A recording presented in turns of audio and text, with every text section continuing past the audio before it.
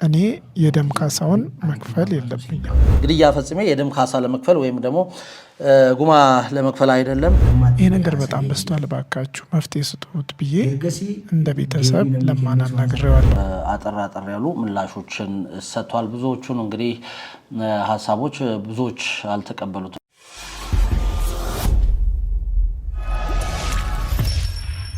ሰላም ጤና ይስጥልን። የተከበራችሁና የተወደዳችሁ አድማጭ ተመልካቾቻችን ከኢትዮ ኢንፎ የመረጃ ሰዓታችን ነው ተጀምሯል። ይህንን ቻናል ሰብስክራይብ ሳታደርጉ ከሆነ እየተመለከታችሁ ያላችሁ ተባካችሁ ሰብስክራይብ አድርጉት። እንግዲህ ቻናላችን ከ803,000 በላይ ሰብስክራይበር አለው። እንግዲህ ሰብስክራይብ በማድረግ የደወል ምልክቷን በመጫን ቤተሰብ ይሁኑ እንላለን። እንግዲህ በትላንትና ዕለት አንድ መረጃ ወጥቷል፣ ብዙዎች ተቀባብሎታል። ይኸው ምንድነው? ከሞዴል ቀነኒ አዱኛ ህልፈት ጋር ተያይዞ እንግዲህ ሰሞኑን የተለያዩ መረጃዎች እየወጡ ነበረ። ያንንም ተከትሎ ብዙዎች ሀሳባቸውን ሰጥተዋል። የቀነኒ አዱኛ ቤተሰብ እንግዲህ የልጄን ጉማ ወይም ደግሞ የደም ካሳ አልቀበልም ሲሉም እንዲሁ ሀሳባቸውን አጋርተው ነበረ። እሱን ወደ እናንተ ማድረሳችን የሚታወስ ነው። በትላንትናው ዕለት ደግሞ እንግዲህ የሟች የቀነኒ አዱኛ ባለቤት ድምፃዊ አንዱዓለም ጎሳ እንደሚታወቀው በቁጥጥር ስር ውሎ እንግዲህ ለ3 ወራት አካባቢ እስር ላይ እንደነበረ ይታወቃል። ከዛ በኋላ ከእስር ተፈቶ እንግዲህ ጉዳዩን ውጭ ሆኖ በዋስ ከተለቀቀ በኋላ ጉዳዩን ውጭ ሆኖ እየተከታተለ እንደነበር ነው የሚታወቀው። ነገር ግን ጉዳዩን አሁንም አባገዳዎች ይዘውት ነገሩ በእርቅ እንዲያልቅ ብዙ ተደርጎ እንደነበረ ነው እንግዲህ መረጃዎች የወጡት። እንግዲህ ከሞዴል ቀነኒ አዱኛ ህልፈት በኋላ ድምፃዊው አንዱዓለም ጎሳ እሷ በተቀበረች በማግስቱ ነው ለእስር የተዳረገው። ከዛ በኋላ እንግዲህ 3 ወራትን ታስሮ ከእስር በዋስ በ50 ሺህ ብር ዋስ መለቀቁ ይታወሳል። እስከ ትላንትናው ድረስ ስለ ጉዳዩ ምንም ነገር ከሱ እንግዲህ አንደበት አልተሰማም ነበረ። በትላንትናው ዕለት ግን ወደ 8 ደቂቃ አካባቢ የሚሆን መልእክትን በአፋን ኦሮሞ እንግዲህ ለአድናቂዎቹ ለቤተሰቦቹ እንደዚሁም ደግሞ እዚህ ጉዳይ ላይ ጥያቄ ላላቸው ማናቸውም ኢትዮጵያውያን ይሆናል ያለውን ምላሽ እንግዲህ 8 ደቂቃ በቆየ ቪዲዮ አጠር ያሉ ምላሾችን ሰጥቷል። ብዙዎቹን እንግዲህ ሀሳቦች ብዙዎች አልተቀበሉትም። እናንተስ ምን ትላላችሁ የሚለውን ከስር አስቀምጡልን። ቪዲዮ እንግዲህ እንዳልኳችሁ በአፋን ኦሮሞ የተለቀቀ ቪዲዮ ነው። እኛ ግን ወደ አማርኛ መልሰንላችሁ አብረን የምንከታተለው ነው የሚሆነው። በኋላ ላይ ደግሞ ምንድነው ያለው የሚለውን የተወሰኑትን ዋና ፖይንቶች የምናነሳ ይሆናል። ከመሸጋገሪያ በኋላ ተመልሰን ስንገናኝ ቪዲዮውን አብረን እንከታተላለን። መልካም ጊዜ።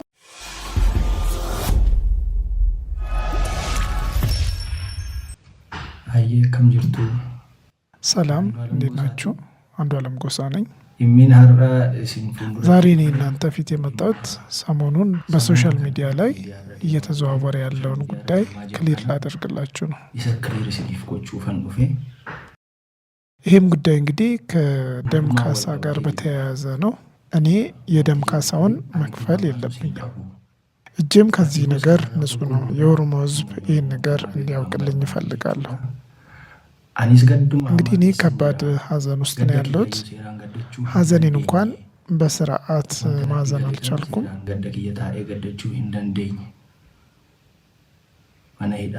እስር ቤት ነበርኩኝ። ከእስር ከተፈታሁም በኋላ ይሄ ጉዳይ እንግዲህ እንደቀጠለ ነው። እኔም በዚሁ ጭንቀት ውስጥ ነው ያለሁት።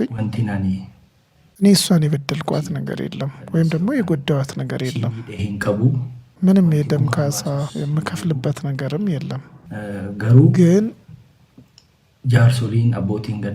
የኦሮሞ ገዳ አባቶች ያለውን እውነት እንዲያረጋግጡልኝና እንዲሁም ደግሞ አይተው እንዲወስኑልኝ ከቤተሰቡ ጋር ያለኝ መቀራረብ እንዳይሸረሸር በማሰብ የኦሮሞ የሀገር ሽማግሌ አባቶችን ልኬያለሁ።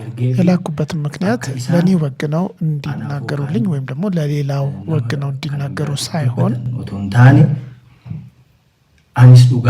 እኔም እውነት አለኝ፣ ባለቤቴን ያጣሁት እውነቱን አረጋግጡልኝ ብዬ ነው የሀገር ሽማግሌዎችን የኦሮሞ ገዳ አባቶችን የላኩት። ሽማግሌዎቹም ያዩትን ይናገራሉ እንጂ የአንድን ግለሰብ ሀሳብ ብቻ የሚናገሩ አይደለም። ወይም ደግሞ የራሴን የግሌን ሀሳብ ብቻ የሚናገሩ አይደሉም። ዋናኒ በርባዱና ናሰው ጃርሲ ዱጋ ጅርቱ ላሌ ፉዳ ዱጋ ጅርቱ ያዩትን እውነት የሰሙትን እውነት ደግሞ ሽማግሌዎቹ አይተው ዳኝነት ይሰጡናል። ሽማግሌ ደግሞ እውነትን የማውጣትና የመዳኘት ከፈጣሪ በታች ስልጣን አለው። እውነት ደግሞ የፈጣሪ ልጅ ነው። ለዛ ነው ሽማግሌዎችን የላኳቸው። እንግዲህ እኔና ቀኖ አሪፍ ግንኙነት ነበረን፣ ግን ኃይለኛ ዲፕሬሽን ውስጥ ነበረች። የነበራትም ዲፕሬሽን ምናልባት ቤት ውስጥ ከመቆየት የተነሳ ነው ብዬ የተለያዩ አንዳንድ የኢንተርቴንመንት ስራዎችን እንድሰራ አመቻቸውላት፣ አንድ ላይ እንድንሰራ ማለት ነው። ይህም ነገር ከዛ በኋላ ይቀንሳል ብዬ አስቤ ነበር፣ ግን በተደጋጋሚ ራሷን ለማጥፋት ሙከራ ታደርግ ነበር። ይህን ሁሉ ነገር አድርጌላት እንኳን ራሷን ለማጥፋት ጥረት ታደርግ ነበር። ስለዚህ ይህ ነገር ከአቅሜ በላይ ነው ብዬ አሰብኩና ለአባቷ እንድትደውል አደረግኩኝ። አባቷንም ነገረችው። የተቸገረችበት የተጨነቀችበት ነገር እንዳለ ሁሉ አጫወተችው። እኔም ስልኩን ተቀበልኳቸውና እርሶ እንዲጨነቁ አይደለም፣ ግን መፍትሄ እንዲሰጠው ፈልጋለሁ ይሄ ነገር አልኳቸው።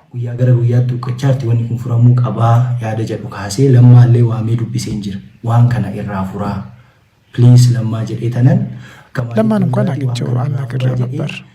ይህ ነገር በጣም በስቷል፣ እባካችሁ መፍትሄ ስጡት ብዬ እንደ ቤተሰብ ለማን አናግሬዋለሁ።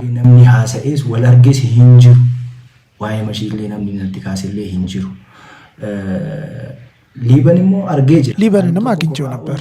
አንድ ቀን ራሱ አተረፋት፣ አንድ ቀን ደግሞ አብረን አተረፍናት። በእርግጥ ሰውን የሚያተርፈው ፈጣሪ ነው፣ ግን ደግሞ እንዲህ አይነት ነገር እያየ ዝም አትልም። እሷን በተለያየ ጊዜ ራሷን ለማጥፋት ትሞክራለች። ይሄ ነገር በተፈጠረ ዕለት አብረን የዋል ነው። የእርግዝና ምርመራን ለማድረግ ሆስፒታል ስትሄድ እኔ ነኝ ያደረስኳት። ሆስፒታልስ ወሊ እንደምኔ ቱሬ ቆረኖ ዳኢማ ጎደቹ ጎቹፍ የልደት ቀኗንም ለማክበር ፎቶ ለመነሳት ስትሄድ አድርሻት ሲጨርሽ ደውይልኝ ተባብለን የተለያየ ነው። ቢልቢል ጀተናን ጆሌ አርገቹፍ ዴሜ አኒ ጀቹ በጊዜ እገባለሁ ብላኝ ተለያየን ማለት ነው። እና ምሽቱን በጣም አሪፍ ጊዜ ነበር ስናሳልፍ የነበረው። ለወንድሟ ሁሉ እየደወለችለት ነበር። ከዛም የቀን ውሏን ጠየኳት። ድንገት ተነሳችና አንተ እኔን የማመን ችግር አለብህ ብላኝ ከአጠገቤ ሄደች። ከሄደች ትንሽ ቆየችብኝ። የሆነ ነገር ጠረጠርኩና ተነስቼ የክፍሎቻችንን በር ከፈትኩኝ። የለችም። ከዛን የክችኑን በር ቼክ አረኩኝ፣ ተቆልፈዋል። ከዛን የአበባ መትከያውን ወሰድኩና ከላይ ክፍት ስለነበረ በላይ በኩል ለማየት ሞከርኩኝ። የልብስ ማጠቢያ ማሽኑ አጠገብ ተቀምጣ በጆግ ላርጎውን እየጠጣች አየዋት። እኔም ዘልዬ በላይ በኩል ገባውና ምነው ቀነው ከዚህ በፊት ቃል አልገባሽልኝም? ለቤተሰቦቼ ቃል አልገባሽም? ወንድሜ እንዲመክርሽ አላደረግኩም? አረ ጓደኛሽ እንኳን እንድትመክርሽ አድርጌ ነበር። ምን ሆነሽ ነው ቃሌን ያልጠበቅሽው? በቃ እኔም ሰው ነኝ፣ ቃሌንም ስላላከበረች ከዚህ በኋላ እንዲህ አይነት ኑሮ መኖር አልፈልግም አልኳት። ጅሬኛ ከሲ ጅራችሁ እንደንደው ይህን ነገር በተደጋጋሚ ስታደርጊው ስለነበረ ከዚህ በኋላ ነገ ቤተሰቦችሽን ጠርቼ እንለያያለን አልኳት። ከዛን ሰው ለመጥራት ጆጉን አነሳውኝና እዛው ክችን ውስጥ ቁጭ አድርጌ ከዛ ልክ እኔ በሩ ጋር እንደደረስኩኝ አሃ እንደዚህ ነው ይስፋል ብላኝ በመስኮቱ ዘለለች። እኔም አጠገቧ መድረስ አልቻልኩም። ጫውኩኝ። ሰዎች መጡ፣ ያለውን ነገር ተመለከቱት። የነበረውና የተፈጠረው ነገር ይሄው ነው። እኔ ቀኖ ምንም አላደረኳት፣ እሷን የምጎዳበት ሰበብም የለኝም። እንዳልኳችሁ ነው እንግዲህ እኔ እሷን ከመምከር እንዲሁም ደግሞ ህይወቷን እንድትወደው ሞራል እንዲኖራት ተስፋ እንዳትቆርጥ ከማድረግ ውጭ እኔ እሷን ምንም የጎዳዋት ነገር የለም። እና እውነት ለመናገር የእኔ እጅ ንጹህ ነው። እሷን ምንም ነገር ያደረግኳት ነገር የለም። እውነቱም ይሄ ነው። ከቤተሰብ ጋርም የነበረኝ ቁርኝት እንዲቀጥልና የኔ ሙላት እንዲረጋገጥ ብዬ ነው እንጂ ሽማግሌዎችን የላኩት በፍጹም የደም ካሳ ወይም ጉማን ለመክፈል አልጠየቅኩም። ጉማ ከፈሉ ዳፊ ሚዲ ከጃርሰ ኤርግ ወንቲ ጉማ ይደሙ ሲንካል ጉማ የሚባል ነገርም አልተነሳም። ነገሮች ወደ ግራ ወደ ቀኝ እያሉ ባልሆነ መንገድ ተተረጎመ ማለት ነው።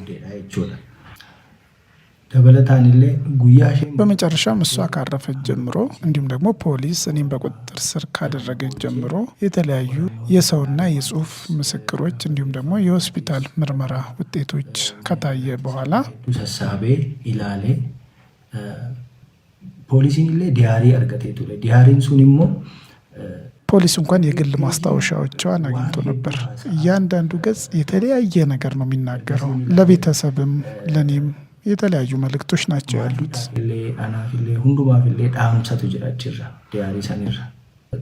በመጨረሻም ልለው የምፈልገው ነገር እውነቱን ማወቅ ከፈለጋችሁ እስከ መጨረሻው ነገሩን መርምራችሁ ብታውቁ ደስ ይለኛል። እስከ ታች ድረስ ሂዳችሁ እውነቱን ብታረጋግጡ ደስ ይለኛል። ካልሆነ ደግሞ ባሉባልታ ወይም ደግሞ በመሰለኝ ብቻ ነገ የሚስማማን ነገ የሚታረቅን ቤተሰብ ባትረብሹ ደስ ይለኛል።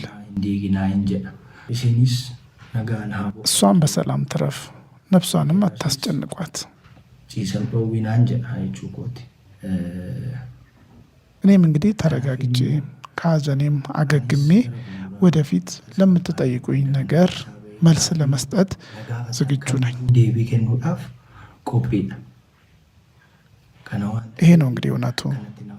ስለዚህ አመሰግናለሁ። ክበሩልኝ። እንግዲህ አድማጭ ተመልካቾቻችን እንደሰማችሁት ነው በአፋን ኦሮሞ ሙዚቃዎቹ የሚታወቀው ድምፃዊ አንዱዓለም ጎሳ በባለቤቱ ቀነኒ አዱኛ እንግዲህ ህልፈት ተከትሎ ይነሱበት ስለነበሩ ቅሬታዎች ታስሮበት ስለነበረው እንግዲህ ጉዳይ እንደሆነ ይታወቃል። ከ10 ወራት በኋላ በማህበራዊ ሚዲያ ላይ ብቅ ብሎ እንግዲህ ስላለው ጉዳይ አጠቃላይ ጉዳይ የኔንም እውነት እወቁልኝ ሲል እንግዲህ አብረን የሰማነውን መረጃ ከራሱ አንደበት እንግዲህ ሰምተናል። ድምፃዊው በትላንትናው ዕለት ማለትም ታህሳስ 24 ቀን 2018 ዓ.ም በይፋ ገጹ ባሰራጨው የቪዲዮ መልእክት ባለቤቱ ቀነኒ አዱኛ ራሷን እንዳጠፋች በመግለጽ እንግዲህ የቀረበበትን ግድያ ፈጽሟል የሚለውን ክስ እንግዲህ አጥብቆ አስተባብሏል። ድምፃዊ በሰጠው ማብራሪያ ባለቤቱ ህይወቷ ባለፈበት ዕለት ቀደም ብሎ የነበረውን ጊዜ እንግዲህ ሰላማዊ ነበር ሲል ገልጾታል። በዕለቱ አብረን ነበርን። ሆስፒታል ሄዳ የእርግዝና ምርመራ አድርጋለች። የልደት ፎቶ ልትነሳ ስትሄድም ተደዋውለን ነበር ያለው አንዱዓለም ምሽት ላይ እንግዲህ አብረው ተኝተውም እንደነበረ እንዲሁ ተናግሯል። ነገር ግን በእኩለ ሌሊት ከጎኑ ተነስታ መሄዷንና መቆየቷን ሲመለከት ሊፈልጋት ከመኝታ ቤት እንደወጣም እንደዚሁ ተናግሯል። የኩሽናው በር ውስጥ እንግዲህ የኩሽናዋን የመኖሪያ ቤታቸውን ኩሽና በር እንግዲህ በውስጥ በኩል ተቆልፎ አገኘሁት ያለው አንዱዓለም እንግዲህ በበሩ ላይ ባለ ክፍት ቦታ ወይም ደግሞ ከበሩ ቀጥሎ ባለው ክፍት ቦታ ክፍት ስለነበረ ዘልዬ ገባው ሲል የነበረውን የዛን ሰዓት የዛን ዕለት እንግዲህ ቀነኒ አዱኛ የሞተችበት ዕለት ማለት ነው የነበረውን ጊዜ አስታውሶ እንደዚህ ነው የሆነው ሲል አስረድቷል። ወደ ኩሽና ሲገባ ባለቤቱ እንግዲህ ላርጎ የተሰኘውን የጽዳት ፈሳሽ ሳሙና ስትጠጣ ማግኘቱን የገለጸው ድምፃዊ ለምን እንዲህ ታደርጊያለሽ ብሎ ሊያረጋጋት እንደሞከረና ይህን ካላቆመች ለቤተሰቦቿ እንደሚናገር ማስጠንቀቁንም እንደዚሁ ተናግሯል።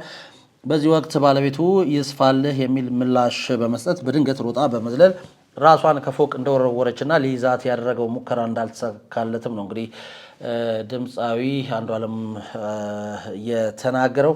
ድምፃዊ በመግለጫው ላይ አጽንኦት ሰጥቶ እንደተናገረው ከሆነ ባለቤቱ ቀነኒ አዱኛ ከዚህ ቀደም በተደጋጋሚ ራሷን የማጥፋት ሙከራ ታደርግ ነበር ሲልም እንዲሁ ተናግሯል። ይህ አስቸጋሪ ሁኔታና ባህሪ ለቤተሰቦቿ በተደጋጋሚ ያሳውቅ ያለው አባቷም ጉዳዩን ያውቁታል ሲልም እንዲሁ ተናግሯል። ከህልፈቷ በኋላ ፖሊስ መዝገቡን ዘግቶ በሽምግልናና በካሳ ጉዳዩ እንዲያልቅ ተደርጓል በሚል በተለያዩ የሰብአዊ መብት ተሟጋቾችና ማህበራዊ ሚዲያ ተጠቃሚዎች ሲቀርብ ለነበረው ክስም አንዱዓለም እንግዲህ የሰጠው ምላሽ ምንድን ነው?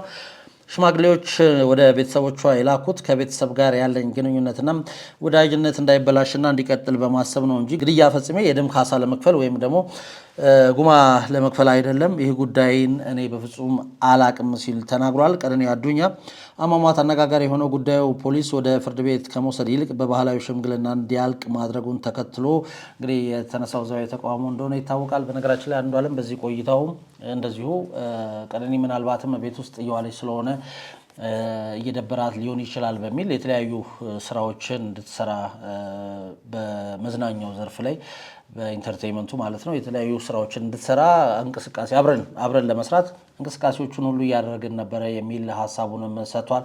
እንግዲህ ቪዲዮ እንደተከታተላችሁት ነው ድምፃዊ አንዷለም ጎሳ የባለቤቱ ቀነኒ አዱኛን ህልፈት ተከትሎ ከ10 ወራት በኋላ ስለ ጉዳዩ እንደዚህ አይነት ምላሽን ሰጥቷል። እናንተስ እንግዲህ ይሄን ጉዳይ ተከትሎ ምን ትላላችሁ? እኛም ስለ እንግዲህ ከዛሬ 10 ወር በፊት ጀምሮ የቀነኒ አዱኛን አሟሟት በተመለከተ የተለያዩ መረጃዎችን ወደ እናንተ ስናደርሳችሁ ነበረ።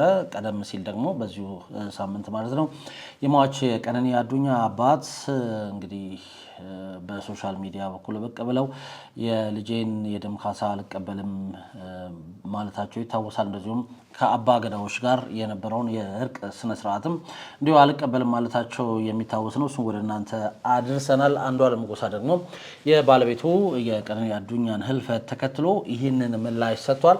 እንግዲህ እንደሰማችሁት እንደተከታተላችሁት ነው ቀደም ሲል በአባ ገዳዎች ማለት ነው አንዷለም ጎሳ እንግዲህ ይሄ ማህበራዊ ክሱ ተነስቶለት ወደ ስራው እንዲመለስ በምርቃት እንግዲህ እንደተፈቀደለት መረጃ አጋርተናችሁ ነበረ። በርካቶች እንግዲህ ይህንን ነገር እየተነጋገሩበት ይገኛሉ። እናንተስ እዚህ ጉዳይ ላይ ምንድነው ሀሳባችሁ የሚለውን ከስር ባለው የኮመንት መስጫ ላይ አስቀምጡልን። እንግዲህ ሟች የቀነኒ አዱኛ ባለቤት ድምፃዊ አንዷለም ጎሳም ከባለቤቱ ህልፈት ጋር ተያይዞ ስለነበረው ከዛ ምሽት ጀምሮ ስለተለያዩ ጉዳዮች እንግዲህ በ8 ደቂቃ ቪዲዮ በፌስቡክ ገጹ ላይ ባሰራጨው መልእክት ማለት ነው ይሄንን ብሏል።